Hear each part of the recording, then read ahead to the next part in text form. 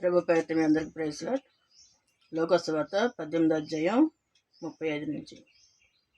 ఆయన యెరికో పట్టణమునకు సమీపించినప్పుడు ఒక గ్రుడ్డివాడు త్రోవ పక్కన కూర్చుండి భిక్షమాని కూర్చుండెను. జనసమూహం దాటిపోవుట తెలిసినప్పుడు ఆయన దేశప్రభు అటు వెళ్తున్నారని తెలిసి, దావీదు కుమారుడా నన్ను కరుణించని కేకలు పెడతాడు. అక్కడ వాళ్ళు కేకలు పెట్టగలుగుతారు, అయినా సరే ఇంకా ఎక్కువగా పిలుస్తున్నాడు. పిలిచినప్పుడు యేసుప్రభు వారు ఆగి అతన్ని ఇటు తీసుకురమ్మన్నప్పుడు, తీసుకొచ్చినప్పుడు నేనేం చేయాలనుకుంటున్నావు అని అడిగాడు. దావీదు కుమారుడు నాకు చూపు దయచేయమని అడిగాడు. దేవుడు నీ విశ్వాసం నేను స్వస్థపరచును అని చెప్పాడు. వెంటనే కళ్ళు వచ్చేసినాయి. అప్పుడు నీ విశ్వాసం నేను స్వస్థపరచును వానితో చెప్పాను. వెంటనే వాడు చూపు పొంది దేవుని మహిమపరచుచు ఆయనను వెంబడించాను.